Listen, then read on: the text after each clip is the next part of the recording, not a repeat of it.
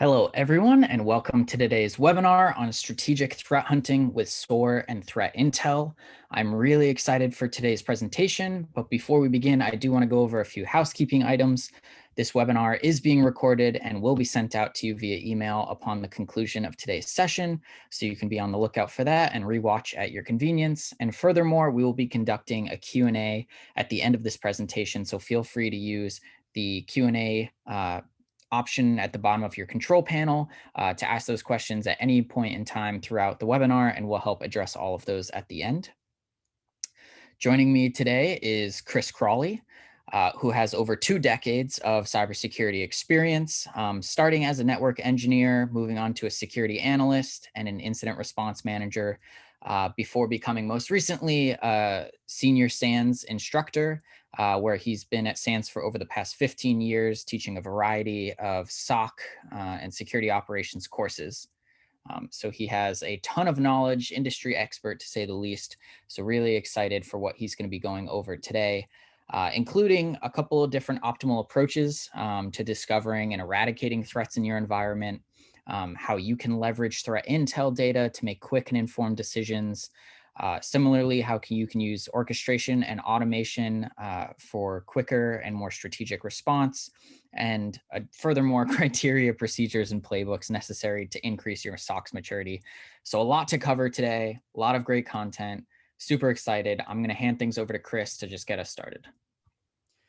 That's great. I really do appreciate it. I want to thank you, Simplify, and Christopher for making this happen.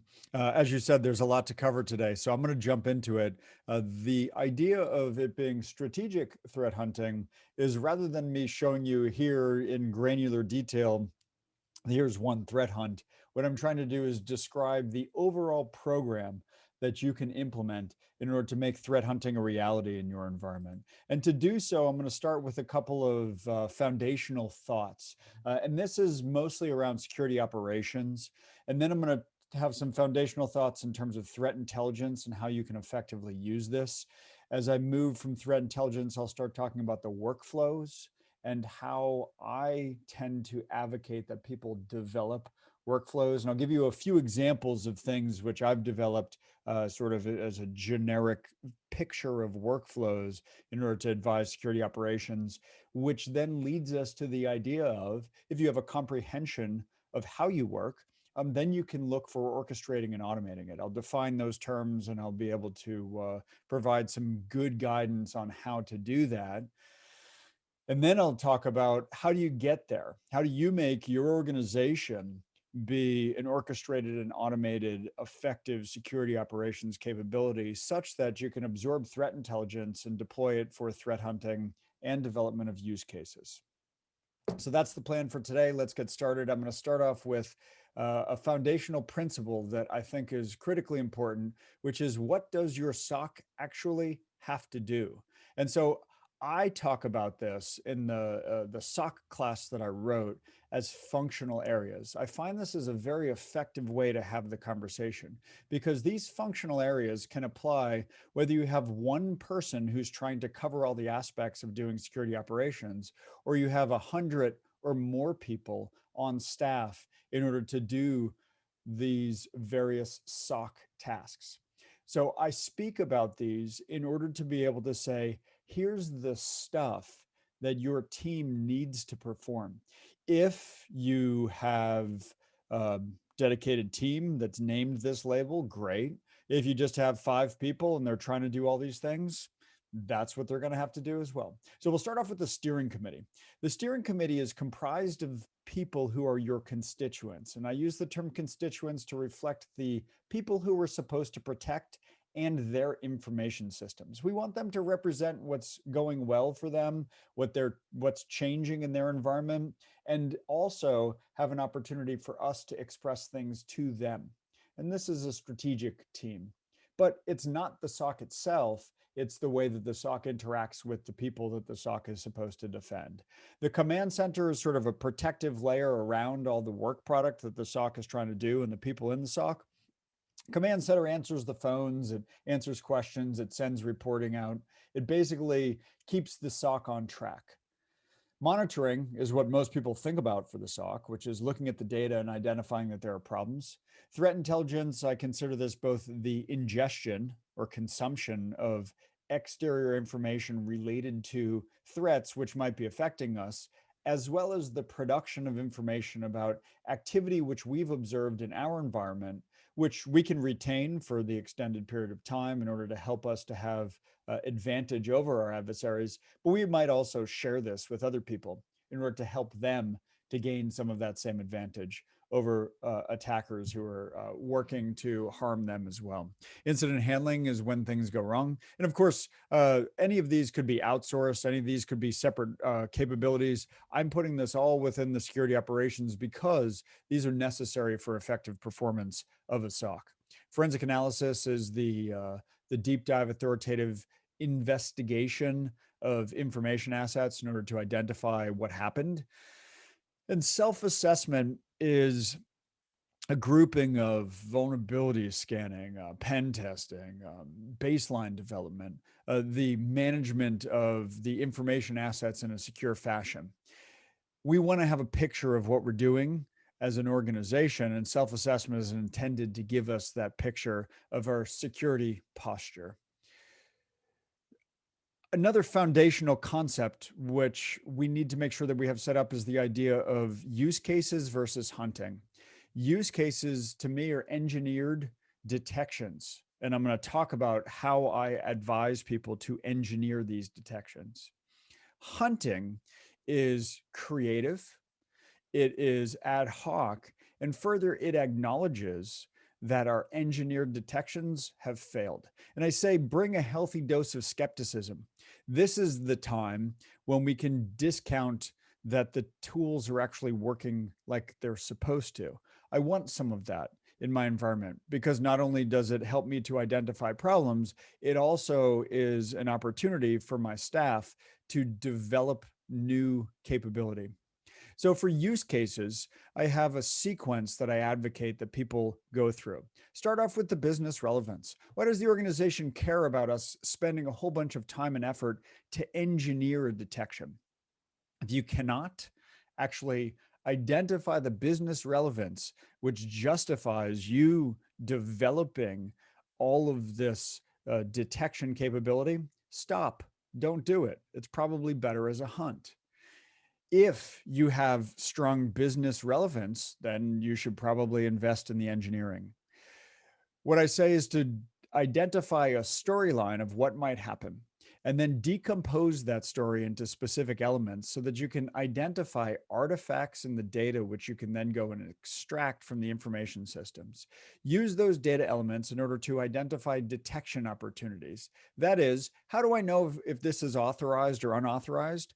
Within the data that I have at my disposal, I describe these as detection opportunities. I may also seek within the information systems that I have enrichment by correlating to other information components. I might also, at this point, look for threat intelligence information based on assets that we're interacting with. And these assets might be anything from a file or a file hash or a mutex inside of a process out to an IP address that's on the internet or a reputation of a domain. This is where we leverage threat intelligence information within our use case construction. Then we implement it. We don't always have to implement use cases in SIMs. We can implement it in other tools. A SOAR tool could actually implement a use case for detection. We don't have to implement it in the SIM or the SOAR, but it's actually important to realize that you should be deciding on the right technology to implement it.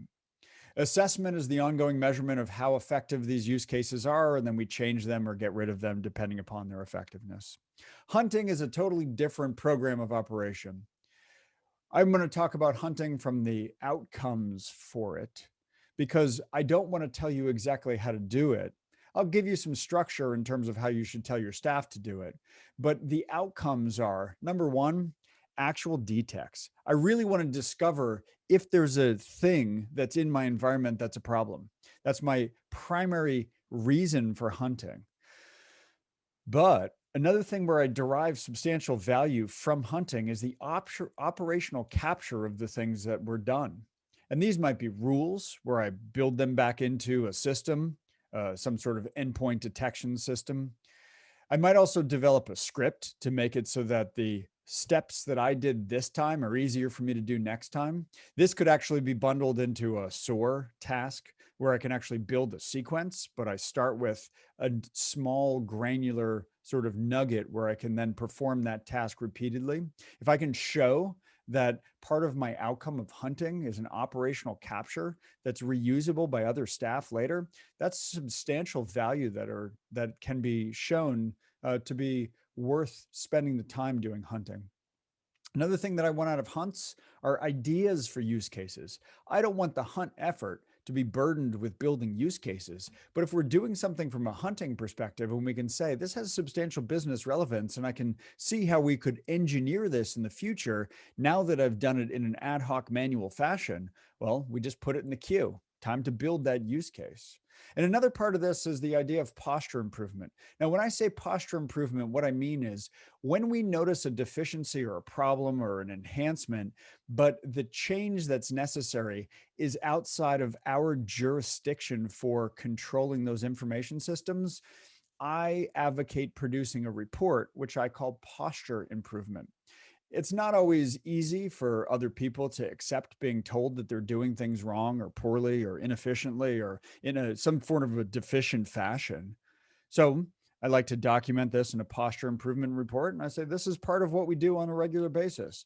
We identify deficiencies. If you don't have the time or the resources or the inclination to fix that posture, we understand we're short on staff too. We're short on resources as well.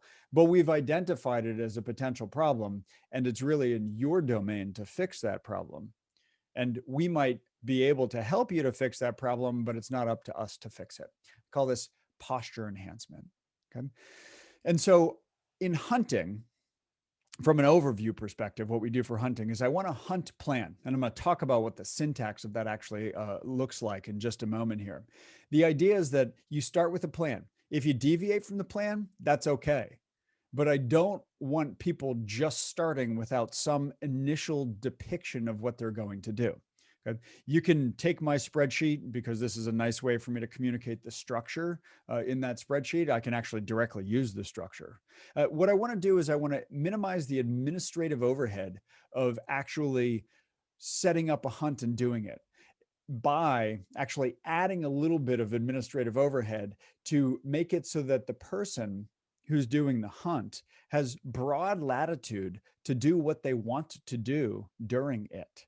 And so I have this sort of plan syntax where I talk about serial numbers. Why serial numbers for a hunt? Well, I want to capture what we do.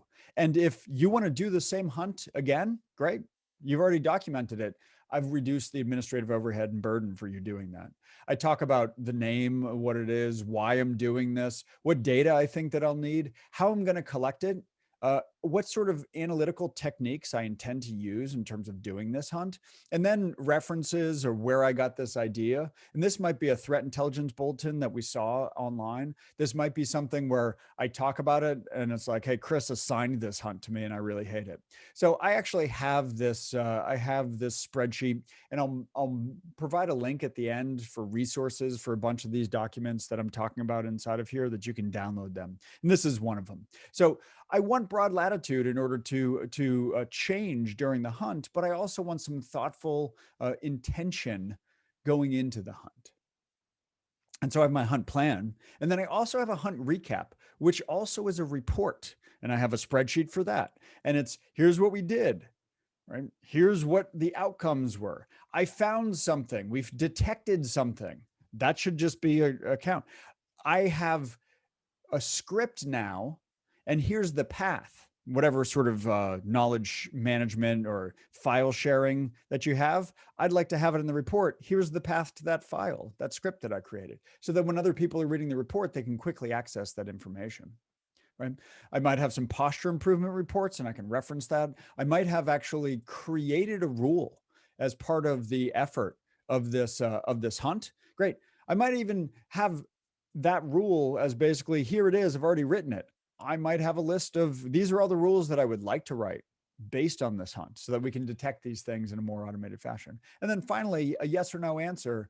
Is this a good candidate for use case? So if you're recapping your hunt and you're like, yeah, we should really do this, and you just put that into the location where we're tracking all the hunt activity at the end of the week or the end of the month, I or the people who are responsible for building use cases can collect that information and say, oh, look, 17 people reported that this particular hunt, that serial number that's included in the hunt recap, this particular hunt would be a good use case. We should probably put that into a use case, right? So this is making the important information easy for people to track, and then the people who are transforming hunts into use cases have that information available to them. And if we deploy a small amount of rigor at the start and at the end of our hunt, it actually lets us spend more time being creative.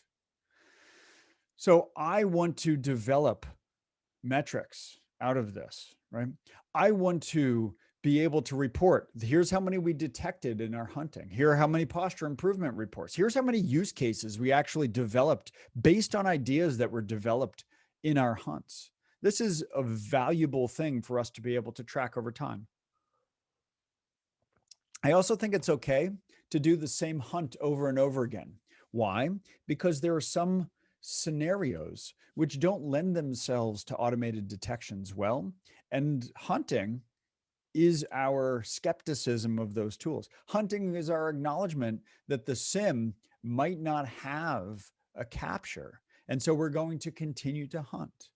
And so this is your engine of adaptability. Something brand new comes out and you get notified by a governmental CERT team that a vendor appears to be compromised by an effective and well-financed threat actor, and included that information. And included a remote access tool in the standard distribution of that vendor's software. And I mean, everybody, when I'm saying that scenario, is thinking about SolarWinds, but that isn't the first time that happened, and it won't be the last time. What do you do in response to that sort of updated threat intelligence? You adapt your detections quickly, right? That's what we want. We want to have an adaptive engine, and our hunting is that specific thing. When you learn about new stuff, go out and look for it.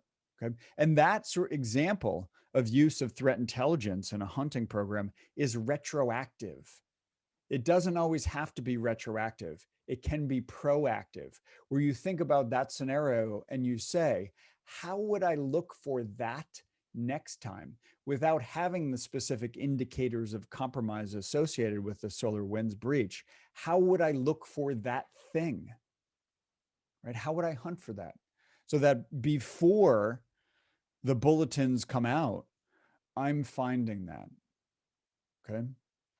And so I want to make sure that my hunting stays flexible and I'm structuring it in a way that my SOC is able to engineer things effectively. And I call those use cases. However, I'm not building a help desk, right? I'm building a security operations capability which is adaptable and flexible. So I need to sanction certain amounts of time for my staff in order to drive enhancement and capability and flexibility and creativity.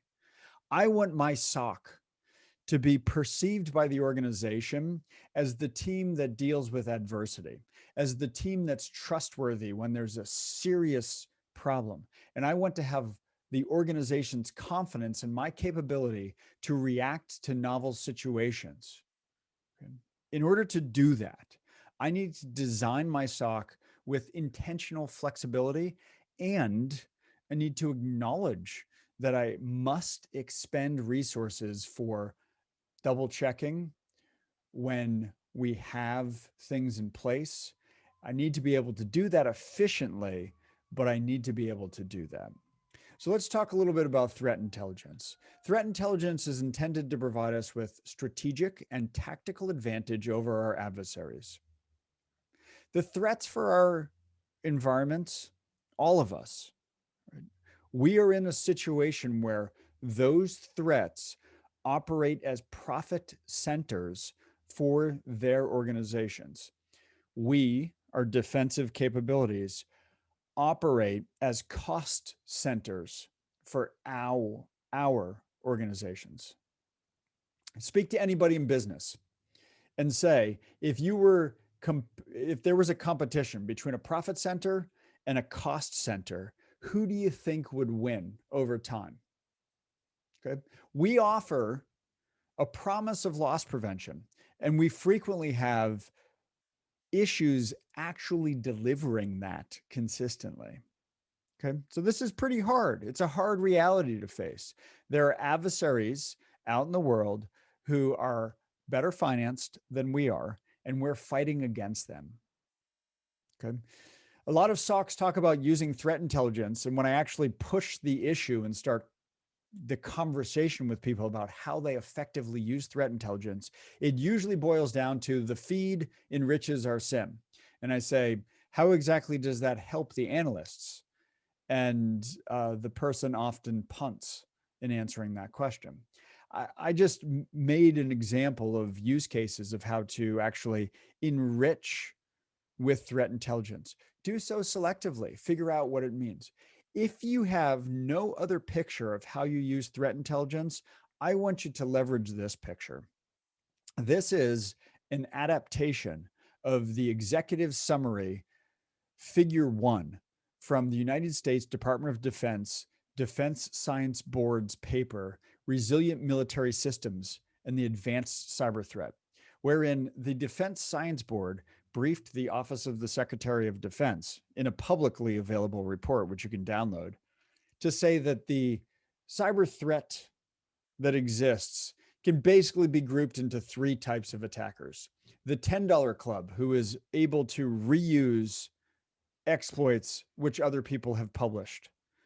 The $1 million club, which is able to discover new exploits and leverage them.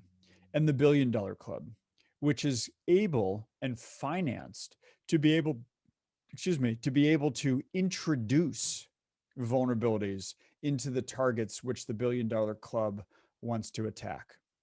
If you think that you are fighting against the $1 billion club, right, and you probably are in the sights of the $1 billion club, even as a stepping stone to some other organization.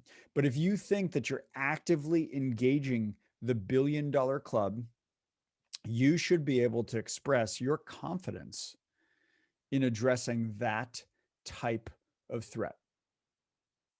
Okay.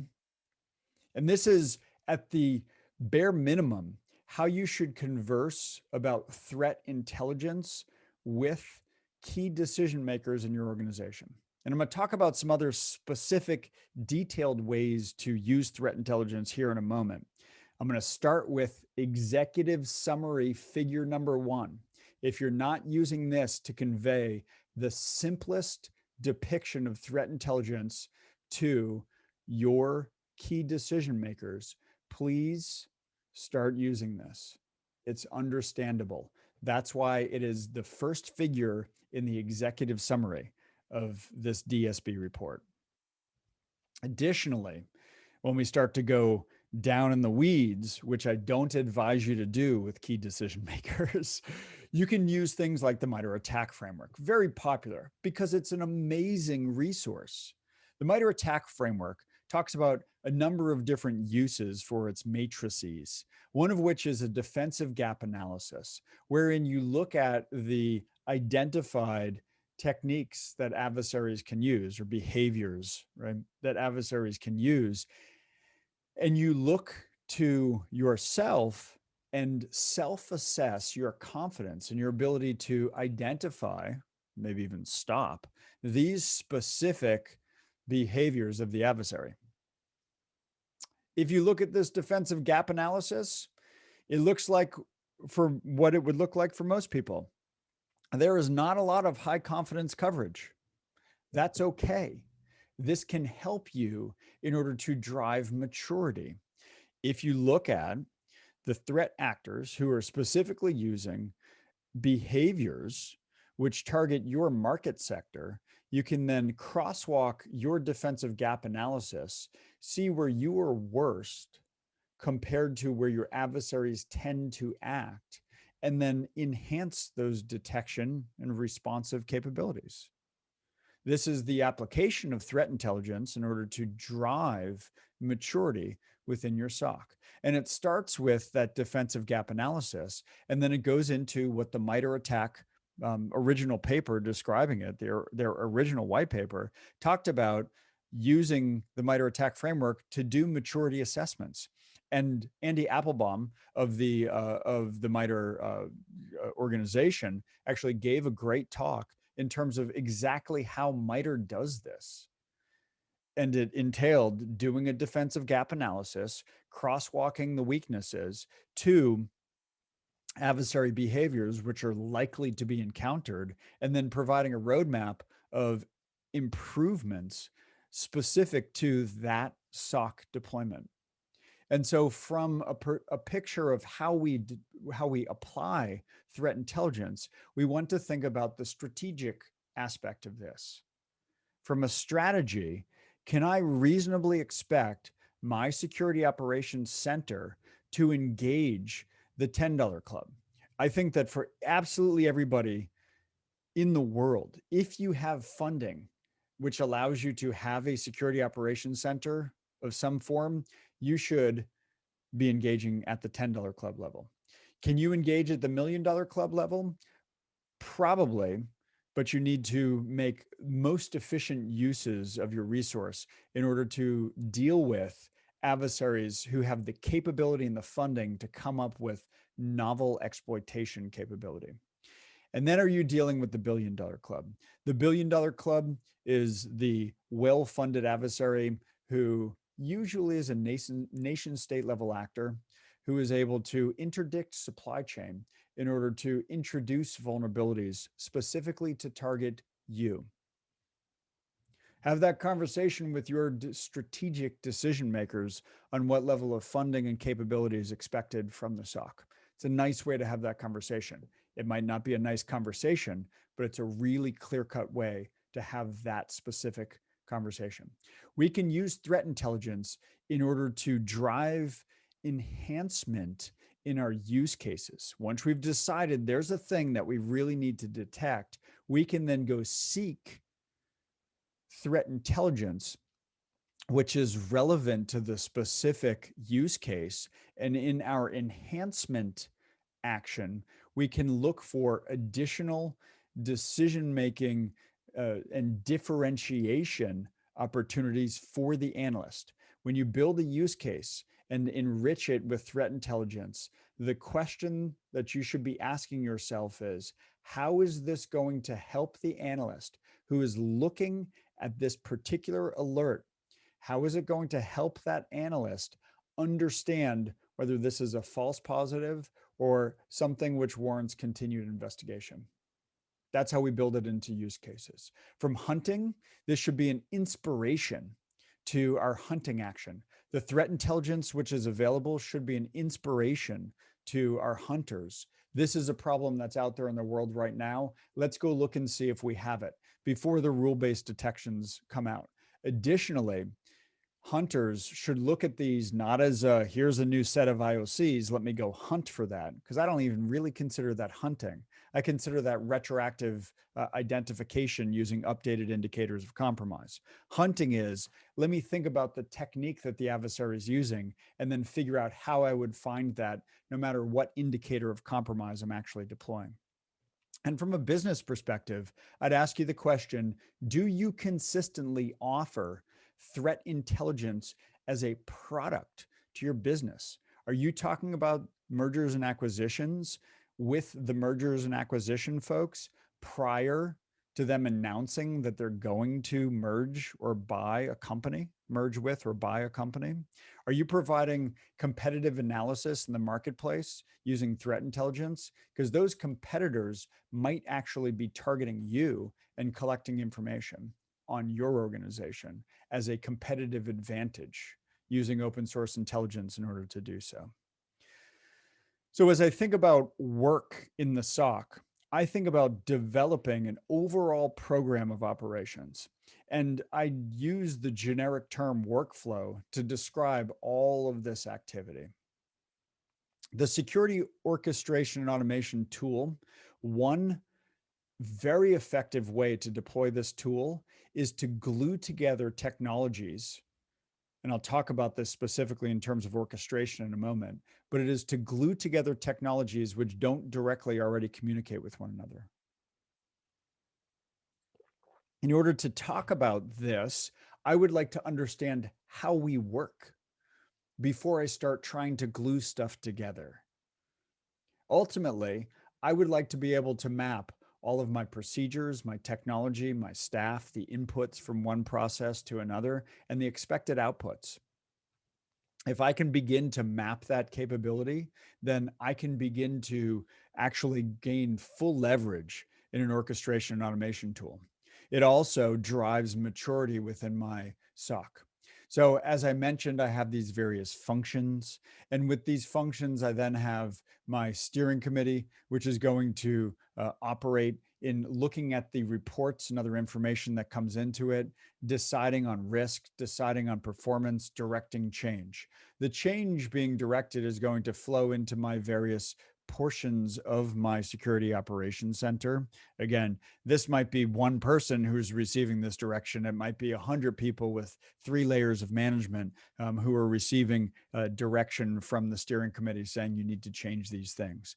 I would expect the various functions to be able to actually identify what they do, how they do it, and change themselves in order to meet the capabilities that are necessary for them to continue to operate within the SOC. I ingest threat intelligence. I track adversaries. I mine data in my workflow of my threat intelligence, and how I do this and how I interact with the other teams is something which is tracked on an ongoing basis. Right? This is the workflow which I use to describe a generic security operations center, interacting across these various functions, performing discrete uh, processes which are mapped to work together in a way that makes the entire system effective and efficient. Again, as I mentioned, I will have a resource at the end where you could download not this depiction of it, but a Visio diagram, which actually shows these various aspects. My forensics have various specializations in order to be able to acquire evidence and process it and then report back out on that. And throughout all of this, my teams, which are doing the self-assessment, are driving information back into my detective and responsive capabilities of my SOC in order to be able to convey a perspective on what the current state is of my environment. Similar to that sort of process-driven workflow, I have the idea of interaction between staff as my workflow. This is a picture of a 6-shift SOC, which is geographically disparate in order to provide follow the sun 24/7 coverage, operating in core business hours in different regions with 2 shifts per location.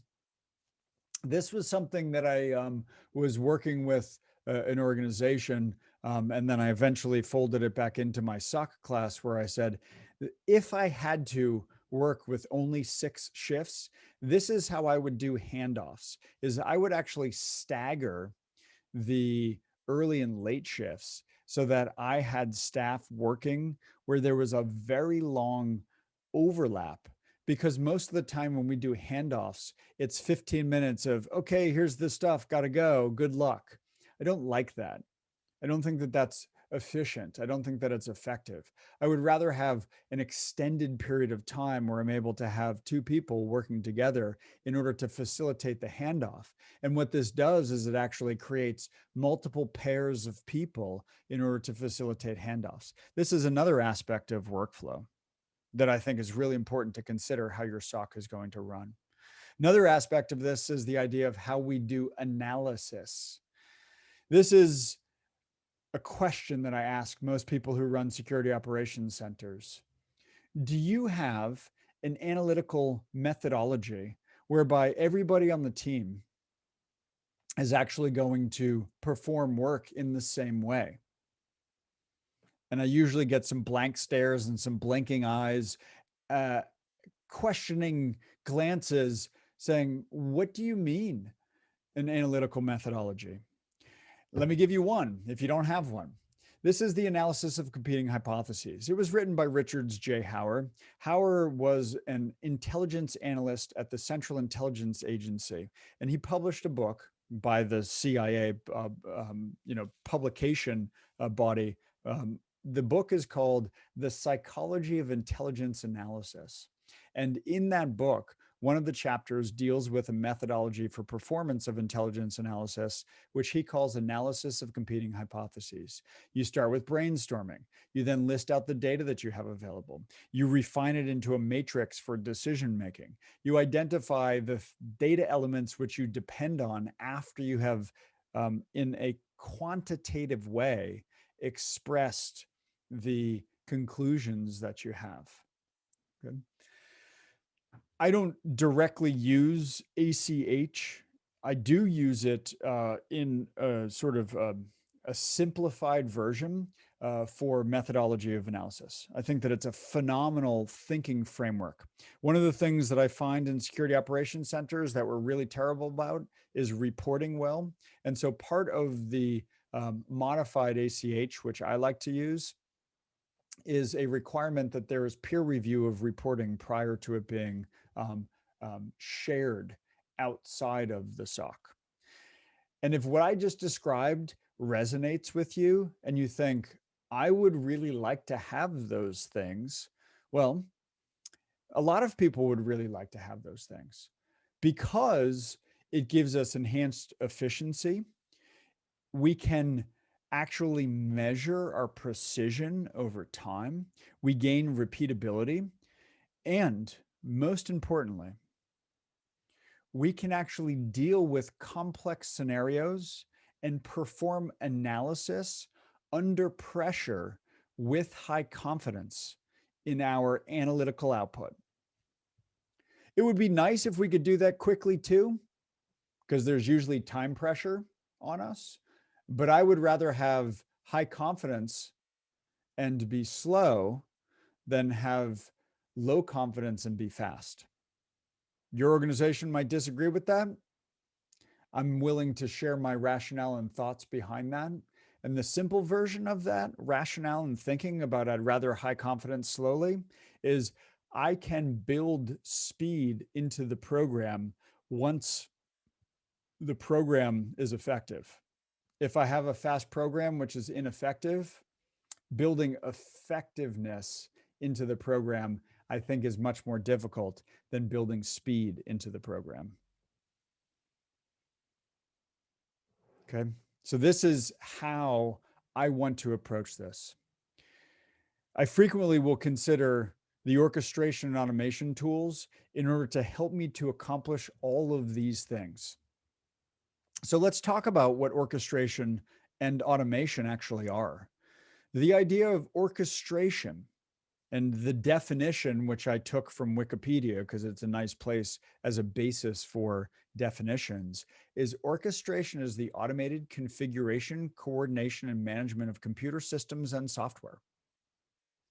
And so in security operations, we tend to focus on the coordination between various systems, right? And the software and applications and data sets that are running on those systems.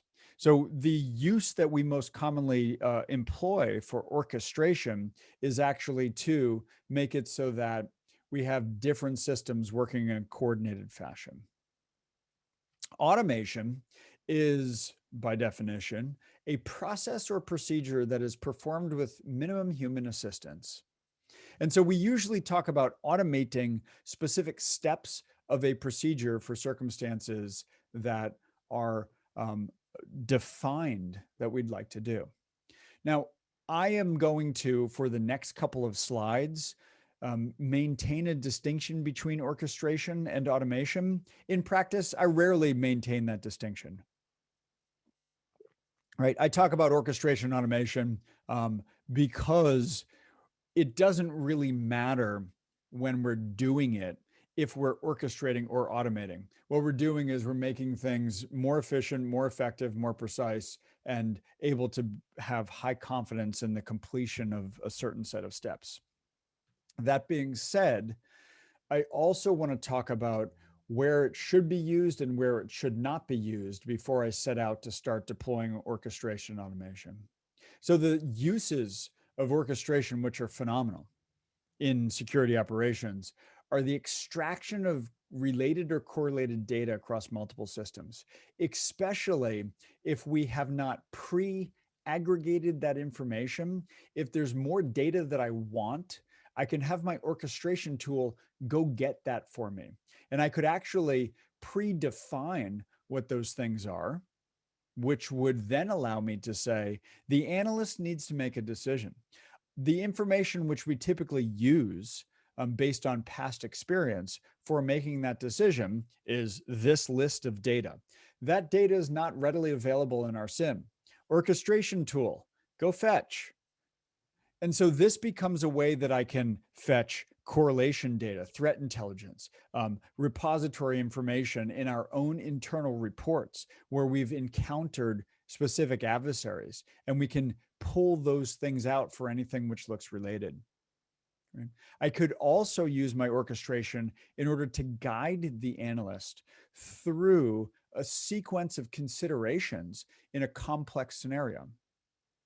Have you thought about this? Have you thought about that? Have you thought about doing this other thing? Here are all the containment opportunities which are at your disposal. Which would you like to do?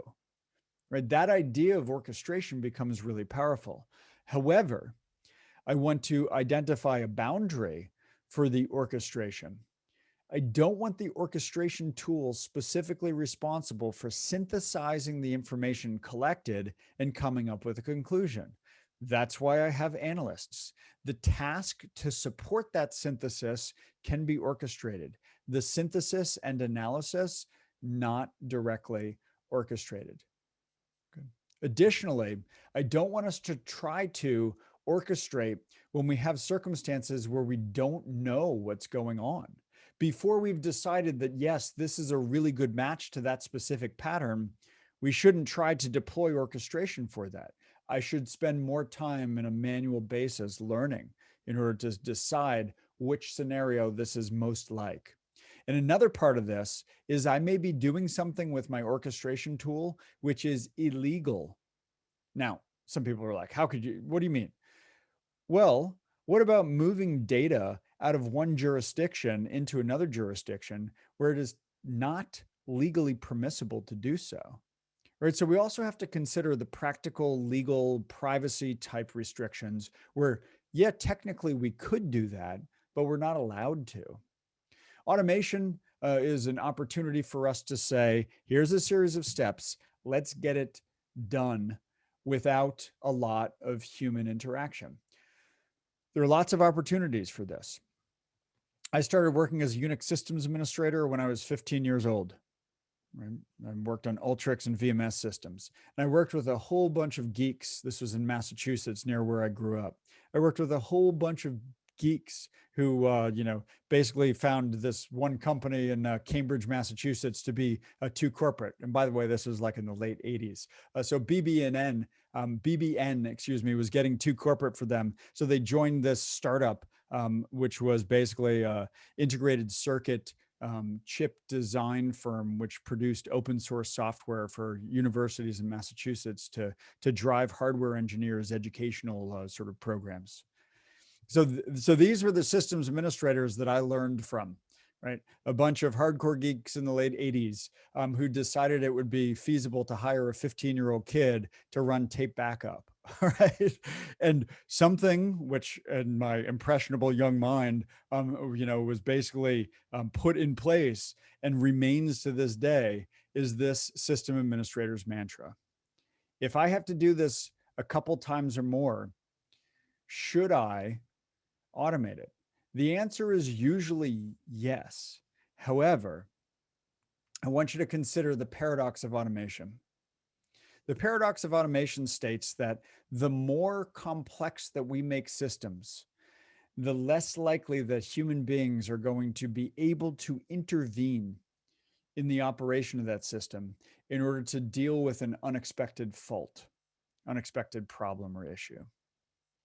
Okay, so lots of scary examples abound, but I really want you to think about this. If you automate the system so much, you effectively lose intervention control. They've made movies about this. We've had real life terrible scenarios where people have gotten hurt or killed because the automation ran amok. And so for my automation boundaries, I think about this is when I don't want to automate stuff. If I do not have clearly defined parameters of accuracy, success, or things to avoid, I probably shouldn't automate that whole thing. If my IT operational procedures are not well defined, I shouldn't automate it. If my continuity of operations and the techniques available to me to recover when there's a problem, which my automation might have introduced, I don't want to automate. If I can't show that I could successfully recover from an issue, I probably shouldn't start automating there. And if the technology that I'm dealing with is a newly acquired technology or I don't understand how it works, I shouldn't start by automating it. And these are things which hearing it from me in this context probably makes sense. Actually preserving those boundaries when people are pressuring you to automate stuff is a harder task to do. So I'm going to talk about the strategy of deploying SOAR and some tactical examples of this. First thing is I want to have an understanding of my workflow. That's why I spent a bunch of time talking about what workflow looks like. I want you to have an understanding, maybe not as granular a picture as I have available for some of those, but an understanding of your workflow. Additionally, your own DevSecOps flow. I want you to be able to say, here's where we develop stuff, here's where we test it, and then here's how we promote it to production. If you don't have that, I don't think that you should be actually saying that you're going to deploy SOAR. Why? Because you're not deploying it in a mature fashion. The SOAR deployment project might actually be incentive to build that capability. Okay. And so that deployment or implementation aspect, you might end up with a couple internal people deploying this. You might also, in a very externally motivated organization, I think that this would be an appropriate approach to this. Get a third party to assist you with the deployment. Why? Because an externally motivated organization, and I'm using that term in the context of Geert Hofstede's organizational cultural dimensions. So if you want to know more about what I'm talking about there, but the short version of it is some organizations only listen to advice when an exterior party tells them that that's what they should do. If you are a very externally motivated organization overall, you should probably have an implementation team for your SOAR that is outside because your internal parties will be more likely to listen to that direction. In terms of your DevSecOps, what I mean by that is I want you to have a strategic imperative to be mature in the way that you deploy things. That is, I would rather you have a slow developing capability that will allow you to go fast later.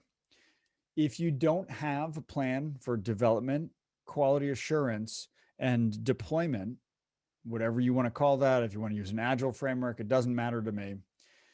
However you do this, I want it to be defined and I want it to be followed.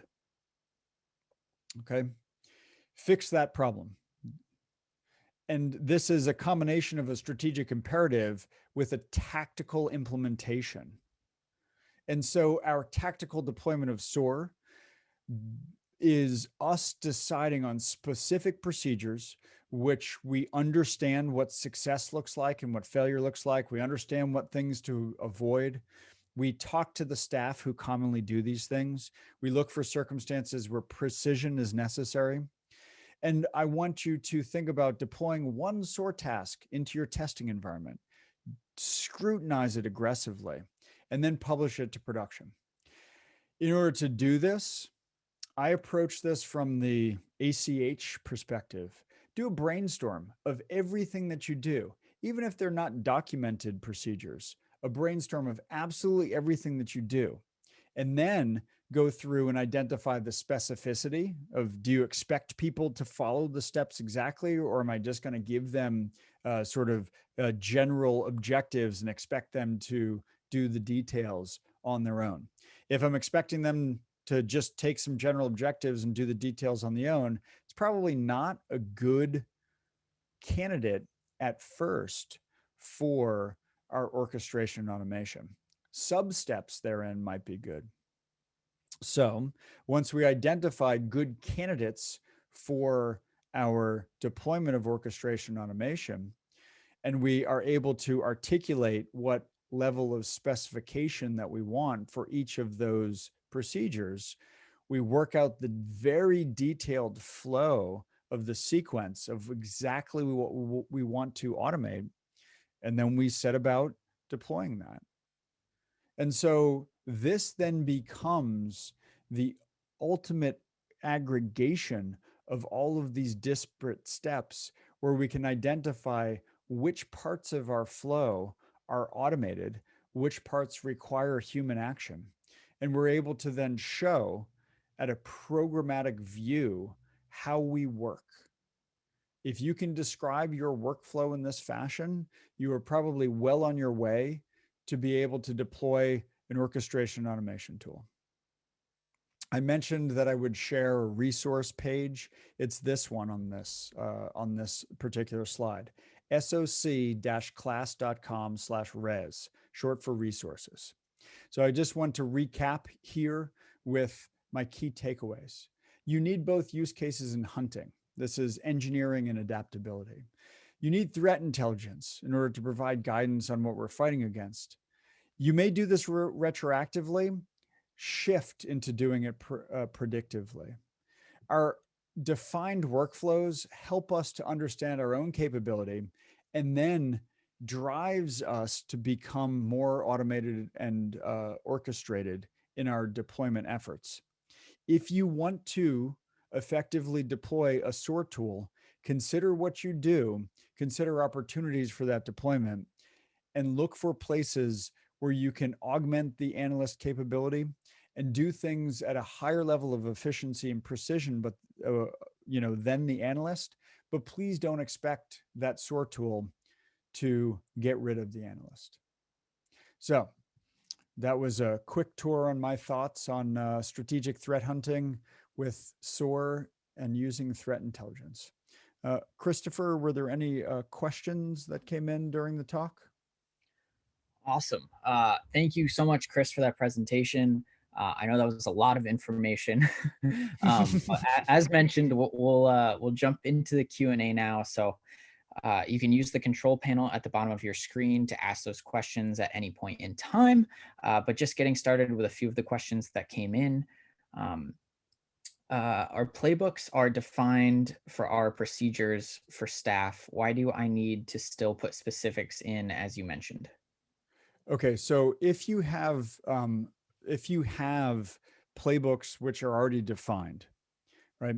I'm talking about not putting specifics into the procedure. I'm talking about the idea of expressing to the staff members what level of specificity I expect them to actually work with.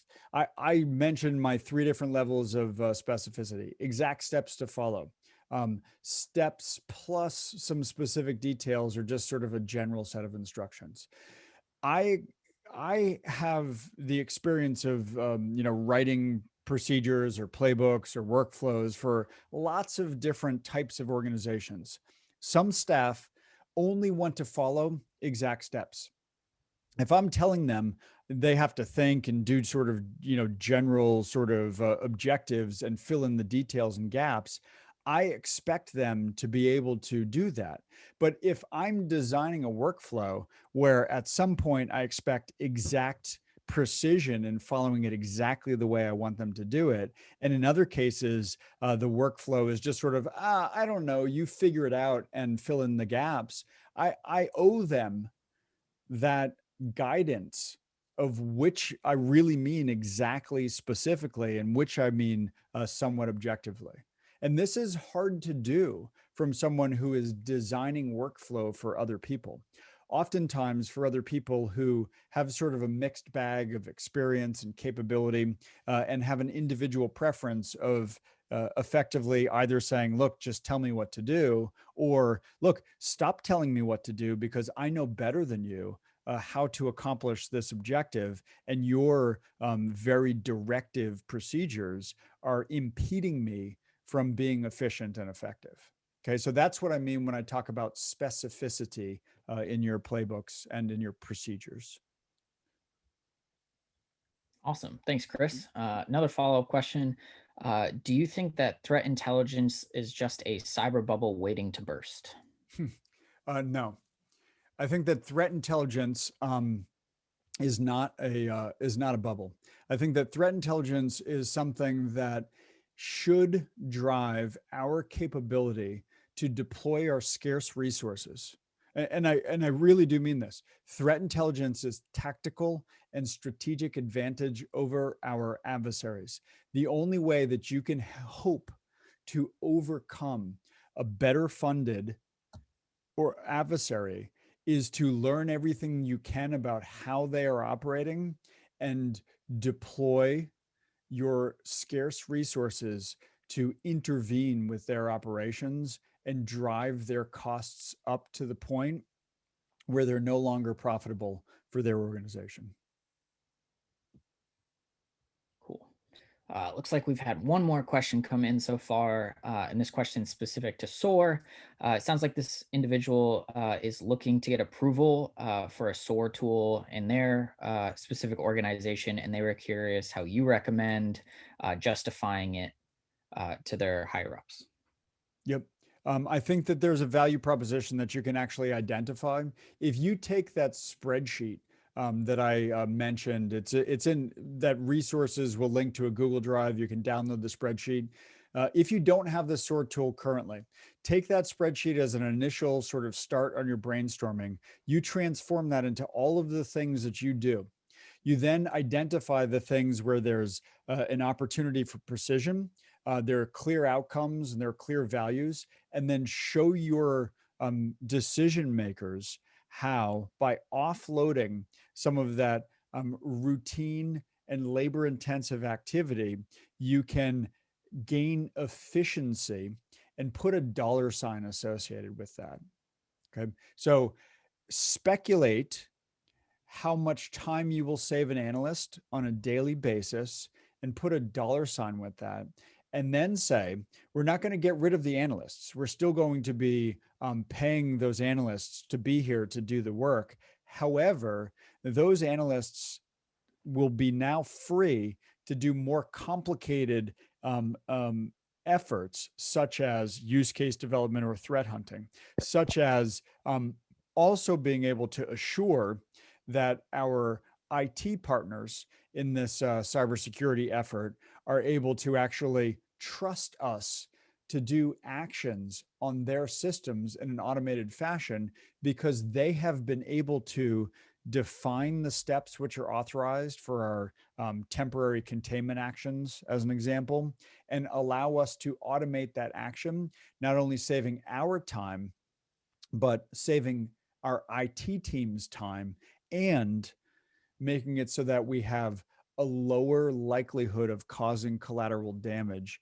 in the circumstances where we need to do containment. I think that sort of automated configuration change alone is an easy sell in terms of a value proposition to your management and to their management in order to show the organization that you want to have maturity and precision and effectiveness and speed and confidence in all of the things that you do from within the SOC. And you can show how the SOAR tool would actually deliver that. Awesome. Thanks, Chris. It looks like those are all of the questions that have come in at this point. So I believe we can wrap up the webinar at this point. I do want to quickly mention that if you are interested in additional threat hunting assets or further information on SOAR or threat intel, you can certainly find that on our website and our resource center. We have videos, guides. I'll even include some in the follow-up email to this presentation.